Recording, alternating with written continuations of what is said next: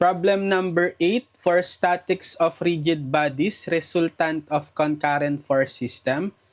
The resultant of a certain system of forces has the x and y components shown in figure below. Determine the components of this resultant with respect to n and t axes, rotated 30 degrees counterclockwise relative to x and y axes. So, meron tayo ditong drawing figure. Yung resultant daw ng isang system of forces ay given dito yung x and y component. So, yung Rx, ang value niya is 300 pound to the right. Tapos, yung Ry, y component niya is 480 pound upward.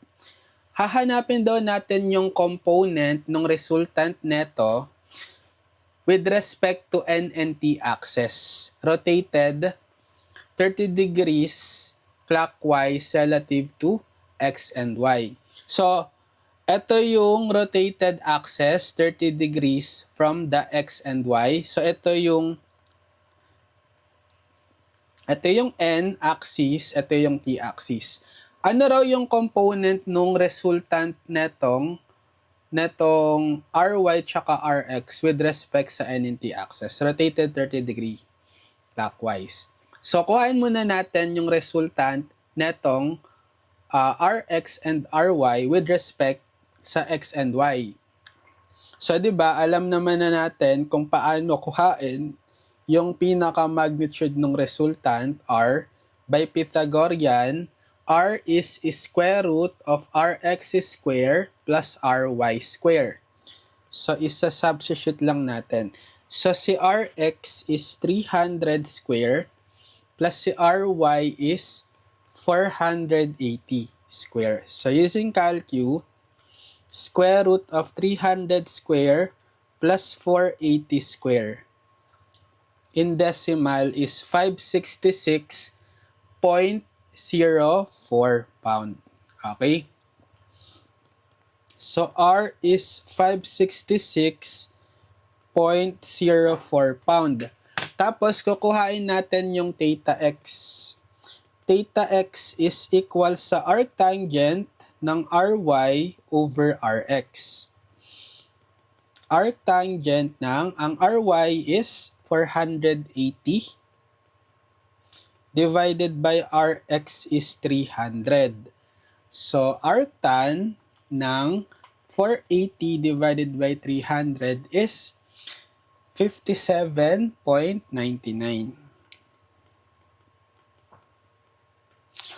degrees. Yan. So, ngayon, pag dinrawing na natin dito sa, drawing natin yung resultant,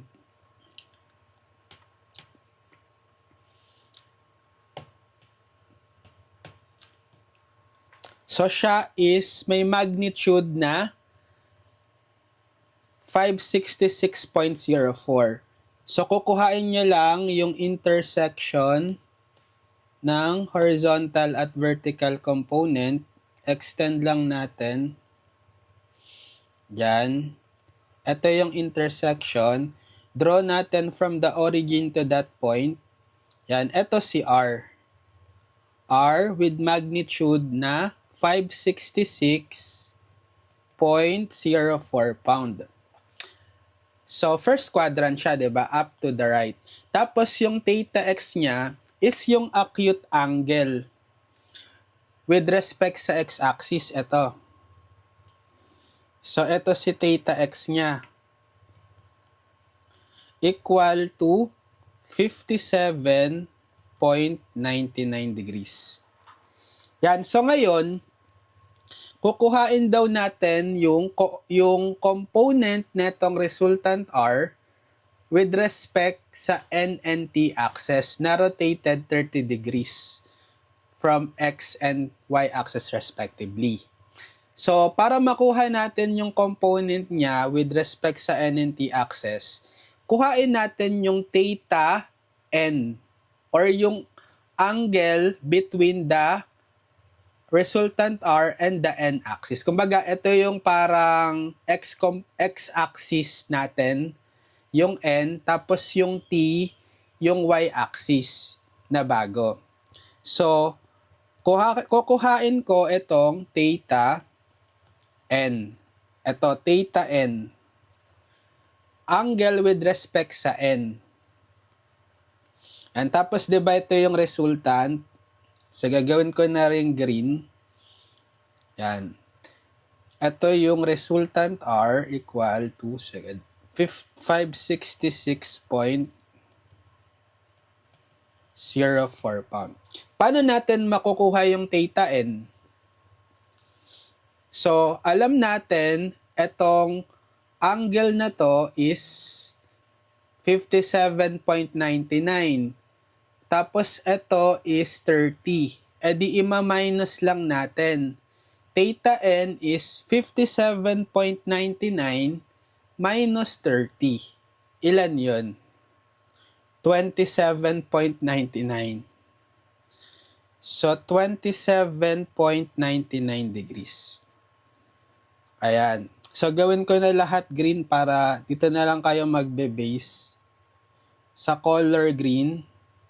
Okay. Ito yung N and T axis. Yan. Yan. Puro green, sa green na lang kayo mag-base. So, para kuhain yung yung N component, or kapag kinompare natin sa original axis, siya yung X component. Pero ngayon, sa N-axis natin, siya yung Rn. Okay? Component, horizontal component, kumbaga, nung R with respect sa N-axis. So, same formula lang din. Rn is equal to the magnitude ng R times cosine theta n. Diba? Tapos kapag yung RT, siya yun naman yung corresponding sa vertical component or RY. Equal naman siya sa R, diba? Sine kapag Y. So, ganun din sa T, RT, sine theta n naman. R sine theta n. So, ipa-plug in nyo na lang yung value. So, Rn is R equal to 566.04 times the cosine ng theta n, 27.99. So, ilan to? 566.04 cosine 27.99. 499.83. 499.83 pound.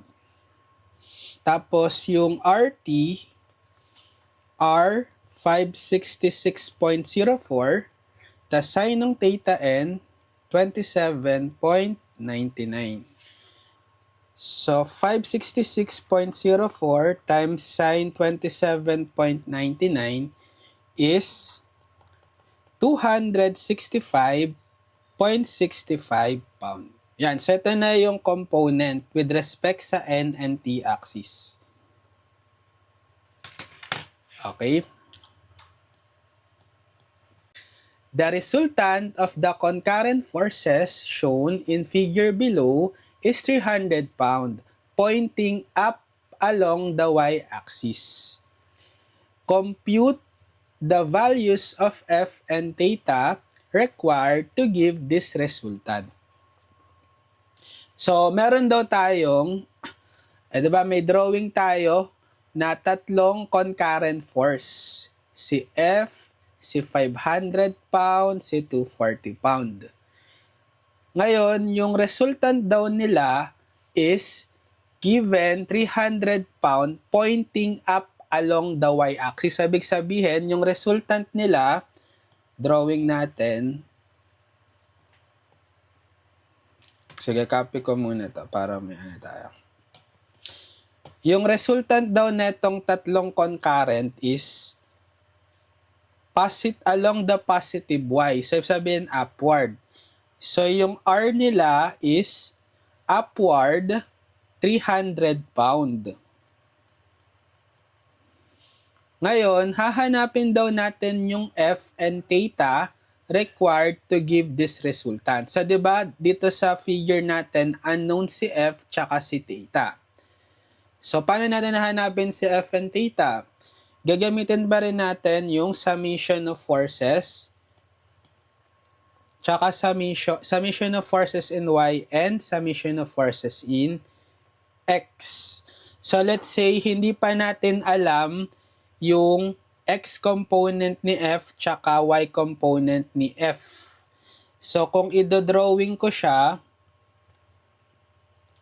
gawin ko ng ibang kulay si F. Yan. Gawin ko siyang yellow.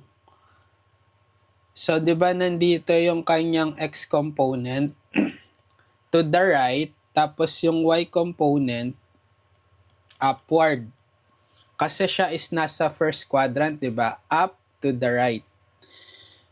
So, kapag sinum up natin yung forces in X, ano yung magiging mga forces in X natin? So, unang-una si Fx unknown, di ba? To the right, kaya positive. Unknown pa muna siya. Si 500 pound, so horizontal force si 500 pound directly to the left. So, kung ano yung magnitude niya, siya na rin yung X component. Kaso negative kasi to the left eh. So, minus 500. Etong si 240, so siya is nasa first quadrant. So, first quadrant, second quadrant, third quadrant, fourth quadrant. So, nasa fourth quadrant, down to the right. So, yung Y component niya is positive kasi to the right. So, plus, so paano nga yung formula natin kapag kapag X component? Diba? Fx is equal to F times cosine theta x. Tapos, Fy is equal to F times sine theta x. So, given naman yung theta x ni 240 pound 30.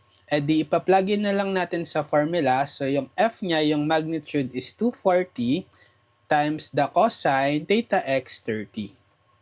So, ito yung summation ng x. Saan kaya natin siya i-equate given na yung resultant natin are 300 pound is upward? Diba wala siyang X component, 0. Kasi upward lang siya. Wala siyang force na horizontal. So, ibig sabihin, itong summation of X natin, or siya yung X component nung resultant are 0. So, i-equate natin ngayon ito to 0. Equate natin to 0. Diba? Masosolve na ba natin si Fx? Yes, kasi one equation in one unknown lang siya. Sige, i-shape solve natin. So, Fx lagay ko kay alpha x minus 500 plus 240 cosine 30 alpha equal 0, shape solve equal. Ayun, so si Fx is equal to 292.15 pound. Yan, so positive siya, tama, to the right. Next, so dun naman tayo sa summation of forces in Y. I-sum up naman natin yung forces in Y. So kay F, unknown pa siya, denoted by Fy. Positive kasi upward. So sulat lang muna natin siya as unknown Fy. Dito kay 500 pound, wala naman siyang Y component kasi horizontal force. So 0 yung Y component niya, plus 0. Or kahit wag na natin isulat, 0 lang naman eh. Okay. Dito naman kay 240 pound, yan, so fourth quadrant siya, sabihin down to the right. So downward yung kanyang Y component, ibig sabihin minus, negative. So ang formula pag Y component is Fy F sin theta x. So yung magnitude niya F240 times sine nung theta x 30 degrees din, di ba? Yan. So, ito na yung summation nung force in Y. Saan naman natin i-equate ito? Diba? Yung resultant natin is upward, 300 pound. So, kung ano yung magnitude ng resultant R, siya na rin yung Y component. So, summation of y is equal also to the y component ng ry equal sa r na 300 pound. Diba? So, kaya, pwede nating i-equate itong Fy minus 240 sin 30 degrees sa summation of Fy na equal sa 300. So, masosolve na natin si Fy. One equation, one Shift solve na lang natin. So, Fy, lagay ko kay alpha x minus 240 sin 30, alpha equal 300, shift solve equal. Ayun, 420 sakto. So, si Fy is 420 pounds. So, positive as expected. So, para makuha natin yung pinaka-F, di ba hinahanap si F tsaka si theta, nakuha na natin yung Fx saka Fy. So, ito si Fx, ito si Fy. So, paano kukuhain yung F? Given na yung Fx at Fy niya. Pythagorean. Diba? F is square root nung Fx square plus Fy square. So, substitute, square root ng Fx is 292.15 square plus 420 square. So, gamit natin yung calculus, square root ng 292.15 square plus 420 square. 511.62 pound. So, ito na yung magnitude. Magnitude ni F yung hinahanap, di ba? Paano kuhain yung theta? Yung theta is, di ba, arctan nung Fy over Fx. So, arctan ng Fy is 420 divided by Fx is 292.15. So, arctan ng 420 divided by 292.15. 55.18. So, theta is 55.18 degrees. So, ito na yung sagot sa theta. Yan, okay, gets? The block shown in figure below is acted upon by its weight W equals 200 pound. A horizontal force Q equals 600 pound and the pressure P exerted by the incline. The resultant R of these forces is up and parallel to the incline, thereby sliding the block up it. Determine the P and R. So, may hint siya, take one axis parallel to the incline. So, meron tayong block at yung drawing. Yung block is may nag-act na mga force sa kanya. Una, yung weight W, so downward, equals 200 pound. Horizontal force to the right, Q, equal to 600 pound.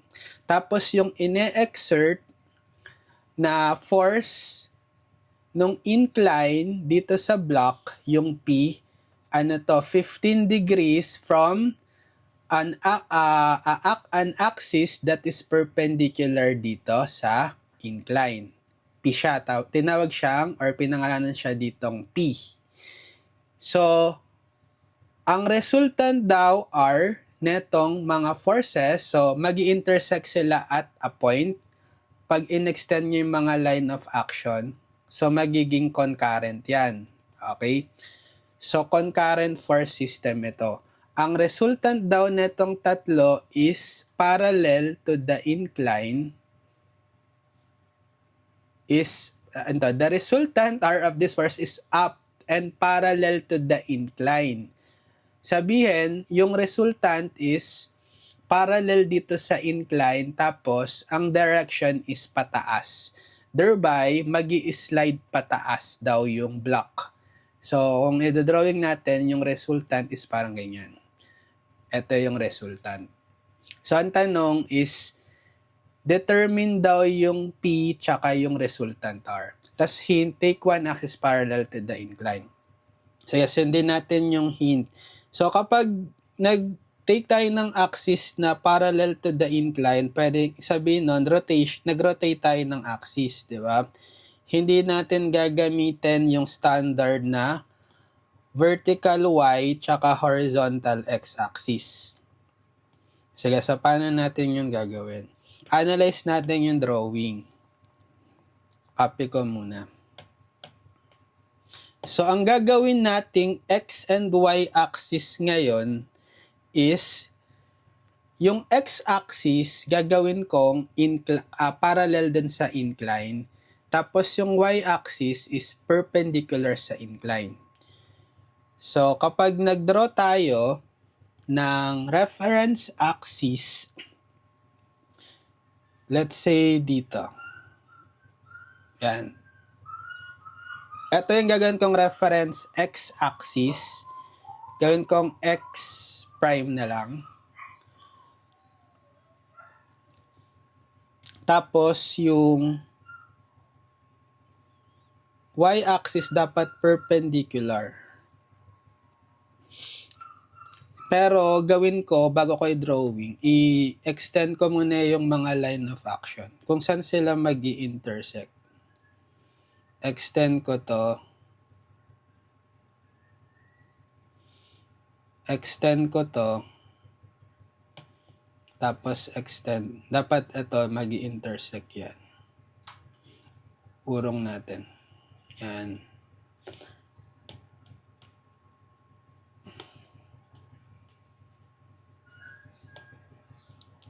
Lagay natin yung arrow sa dulo.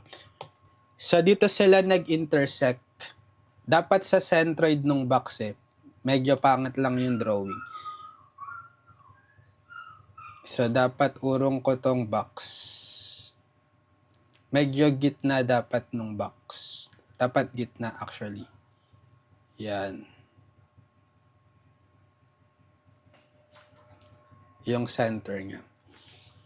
So, dito sila nag-intersect, mga concurrent force. So, dito ako maglalagay ng x and y axis. Isa-set ko as the origin. Origin yung intersection nila. So, ito na yung magiging parallel axis. Axis na parallel sa incline. Tapos, yung y is, ibahin ko yung mga kulay nga para hindi tayo malito.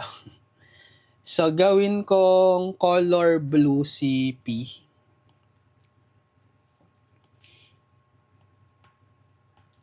Ito, si P, gagawin ko siyang color blue. Color blue. Si Q, gawin kong color orange.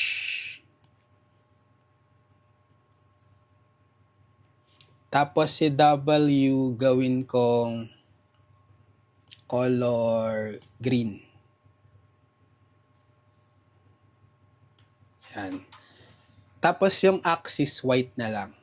So, x prime, tapos yung y is dapat perpendicular sa x or perpendicular din sa incline. Ito dapat naurong to yung angle na to. Dapat nandito. Okay? 15 degrees to. 15. Yan. So, ito na yung magiging y, sabihin kong y bar or y prime. So, ito yung isa-set ko na positive y, positive x. So, kailangan nating makuha yung mga angle with respect sa rotated axis. So, paano natin kukuhain yung theta x tayo with respect sa x prime axis? Dito sa W, paano natin makukuha yung theta x? So, di ba, nasa incline tayo, 30 degrees. So, kapag in-extend yung line of action ng W downward, makakabuo tayo dito ng 90 ng right triangle. Tapos, mapapansin nyo, ito rin is right triangle. Ito. Diba? Kasi 90 degrees to eh. Diba? So, pwede ba nating makuha tong angle na to? Yes, kasi 90, 30, para sum is 180. Ano dapat to? 60. So, vertical angle ito. Diba? Vertical angle ito, tsaka ito. Kasi nag-intersect ito, tsaka ito. Equal sila. 60 din dapat to. Kung 60 na to, makukuha ba natin to? Yes. Right triangle siya eh. 30 naman to. Right? So, 30 degree pala yung W, line of action ng W, with respect dito sa Y. So, kung with respect sa Y is 30 degrees, gusto natin with respect sa X. Para yung standard formula natin na Fx is F cosine theta X. Standard formula natin na sinusunod palagi. Fy is F sine theta X. So, kukuhain ko yung theta X. Alam ko na ito is 630 degrees eh. With respect sa Y. Paano makukuha to? Ima-minus, 90 minus lang nung 30. Kasi 90 degrees ta, di ba? So, makukuha man natin yung theta X ni W as 90 minus 30, 60. So, alam na natin yung theta X ni W, 60. Yan. Sige, delete ko na to, yung drawing na to. Delete na natin to Alam na natin yung value ng theta X ni W.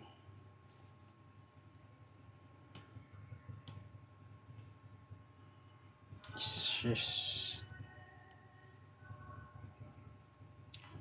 Patay tayo.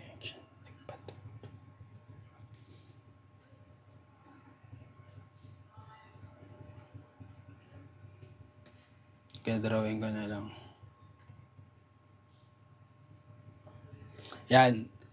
Next naman natin kukuhain is yung theta X ni theta X netong P. Paano kukuhain yung theta X ni P?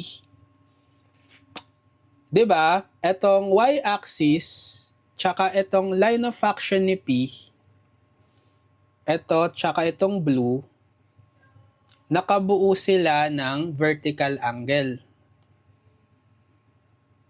Gawin ko nga ulit itong white.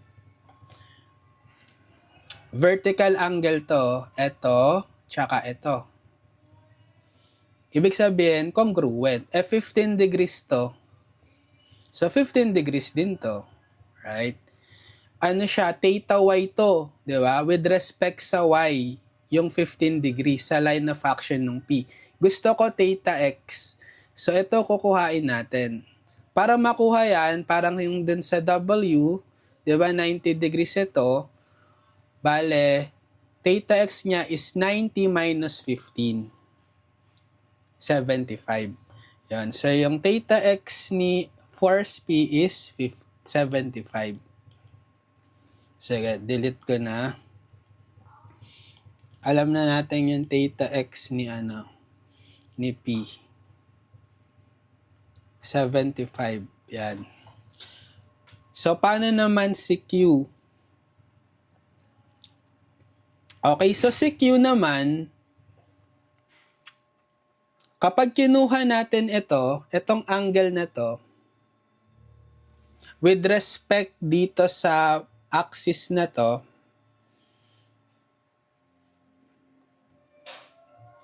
ano siya?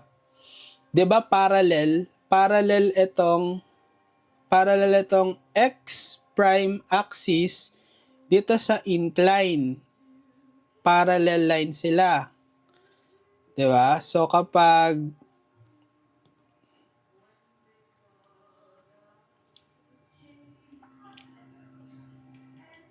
Kapag kinuha natin, di ba pag in-extend natin tong horizontal, tsaka ito, extend ko pa dito. Yan. So, dahil parallel ito, 30 degrees, parallel itong dalawa, kung 30 degrees to, ano dapat to? 30 degrees din. Kasi, ano sila? Corresponding angle. Transversal ito dito sa dalawang parallel lines. So, recall nyo lang yung geometry theorems nyo. Tapos, ito naman, itong positive x prime axis, magsisilbi namang siyang transversal netong line of action ni Q tsaka nung horizontal kasi parallel sila, right? So, ito tsaka ito is alternate interior angle. Kaya, equal sila sa 60 degrees to. 30 degrees pala, sorry. 30 degrees din. Ito itong angle na to, 30 degrees.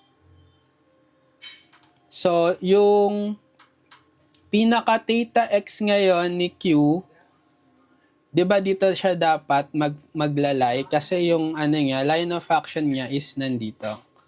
Yung arrow niya is nandito. So, vertical angle lang sila, ito tsaka ito.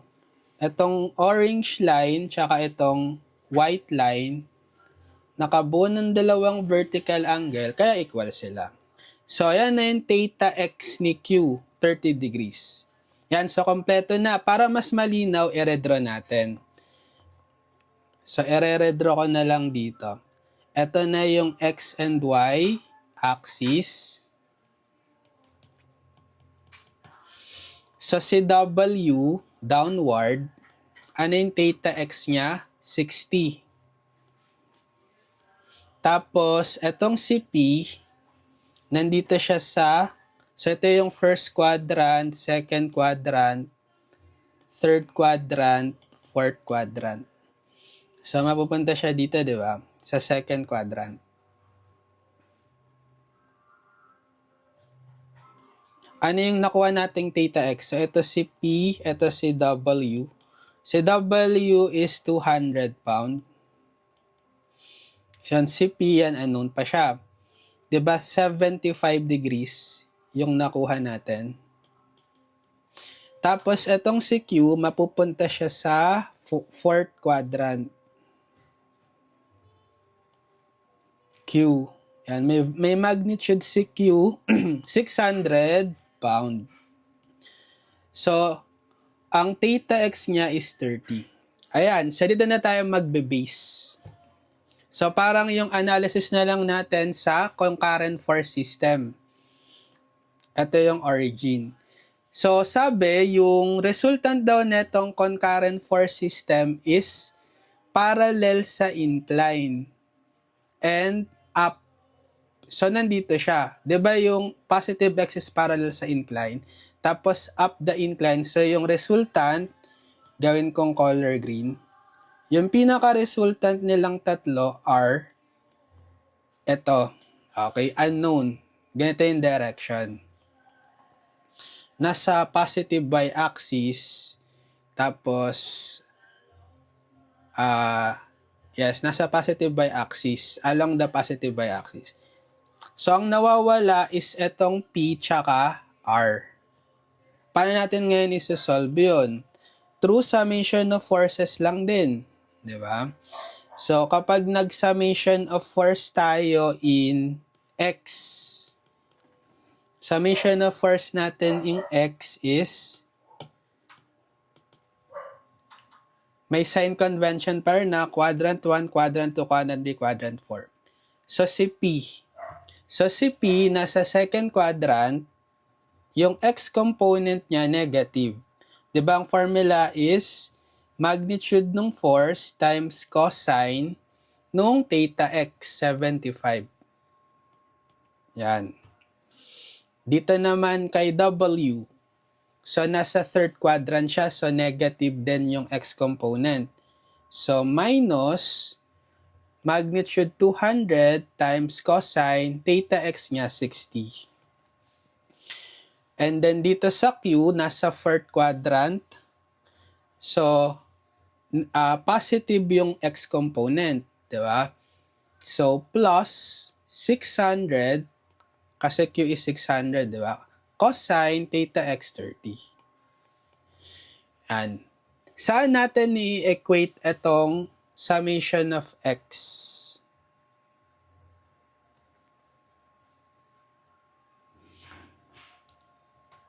Pwede ba natin i-equate dun sa R?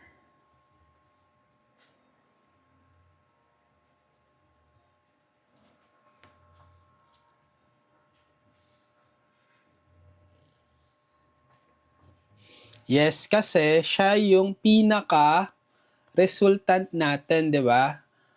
Along lang siya sa x-axis.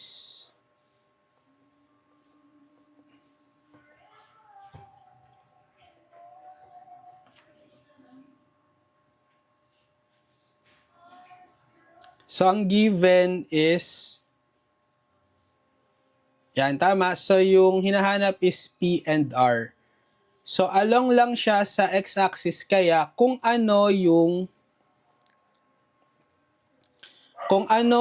ating magnitude ng R, siya na rin yung summation ng x. So, ito is isang equation.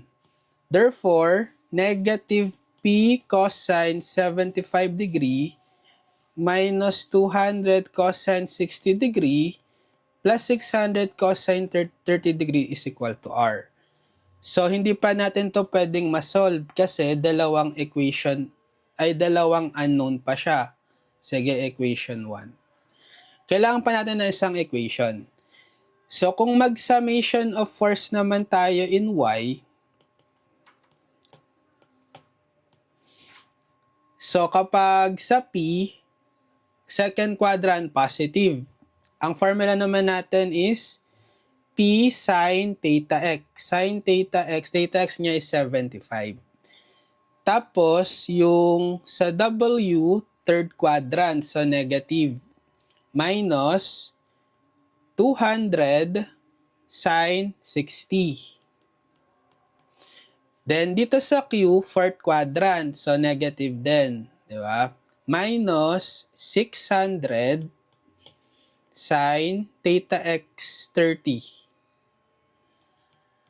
Saan naman kaya natin pwedeng i-equate itong summation of y? So dahil yung resultant lang natin is along the x-axis, wala siyang y component yung resultant sa 0, di ba? So i-equate natin to sa 0. Sige, copy.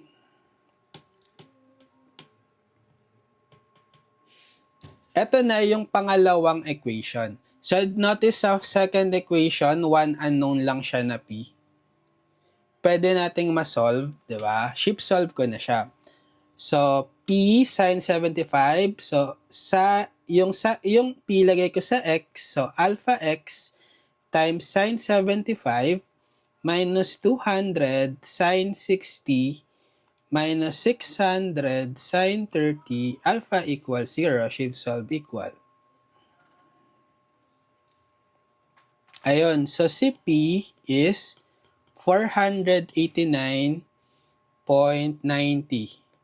Yan, so may value na tayo ni P. So, pwede na nating i-plug in yung value ni P sa equation 1. So, from equation 1, substitute the value of P para masasolve na natin si R. Ito, so si P, gagawin ko ng, gurong ko lang siya. 489.90.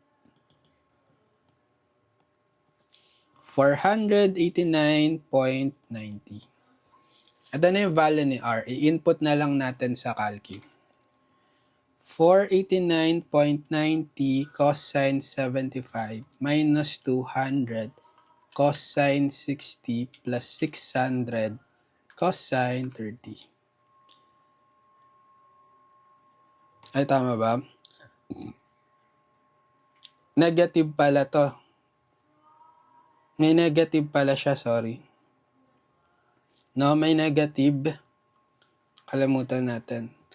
So, negative, dapat may negative, 489.90 cosine 75 minus 200 cosine 60 plus 600 cosine 30. Yun. So, si R is 292.82 pound. Yes, ayan na yung sagot.